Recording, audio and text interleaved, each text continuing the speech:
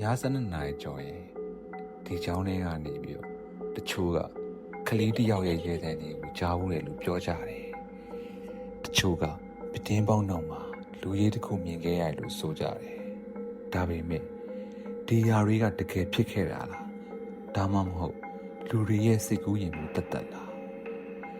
ဒီနေ့အမေရိကန်နိုင်ငံရဲ့တရေ6တယ်လို့နာမည်ကြီးတဲ့ Annie Lighty ရဲ့မူလာတန်းအကြောင်းကိုလေ့လာကြည့်အောင်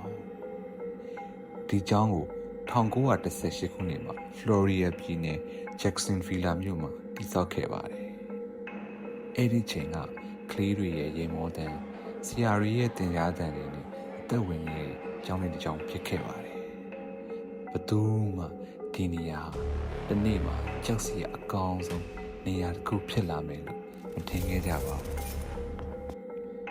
1960ခုနှစ်မှာကျောင်းကိုပိတ်သိမ်းလိုက်ရပါတယ်နှစ်တွေကြာလာတဲ့အမျှအဆောက်အဦဟာပျက်စီးလာတယ်တဘာဝကတဖြည်းဖြည်းပြန်လဲသိမ့်ပိတ်လာတယ်အဲ့ဒီချိန်ကစပြီးထူးဆန်းတဲ့ဇာတ်လမ်းတွေပေါက်လာခဲ့ပါတော့တယ် Ghost Hunter တချို့ကညဘက်မှာထူးဆန်းတဲ့ခြေတံတွေကြားရတယ်လို့ပြောကြတယ်ကင်မရာထဲမှာအရှင်းလေးနဲ့အရေးတွေဖမ်းမိတယ်လို့ဆိုကြတယ်တချို့ဗီဒီယိုတွေမှာအတမရှိတဲ့နေရာမှာခလေးရဲ့တန်လိုမျိုးကြားရတယ်လို့ပြောဆိုကြပါတယ်ဒါပေမဲ့ဒီຢာတွေကိုသိပ္ပံတွေကြအတိပြုထားတာရှိသေးပါဘူးဒီကျောင်းနဲ့ပတ်သက်ပြီးဆရာတယောက်ကကျောင်းသားတွေကိုတတ်ခဲ့တယ်ကလေးတွေတေဆုံးခဲ့တယ်ဆိုရဲဇလန်တွေကအင်တာနက်ပေါ်မှာအများကြီးပြန့်နှံ့နေပါတယ်ဒါပေမဲ့သမိုင်းမှတ်တမ်းတွေမှာတော့ဒီဖြစ်ရပ်တွေကိုအတည်ပြုနိုင်တဲ့အထောက်အထားမတွေ့ရပါဘူးအများစုက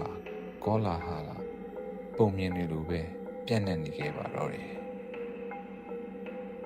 ဒီတော့ဒီမူဒါလန်းကျောင်းလေးဟာတကယ်ရှိခဲ့တာလား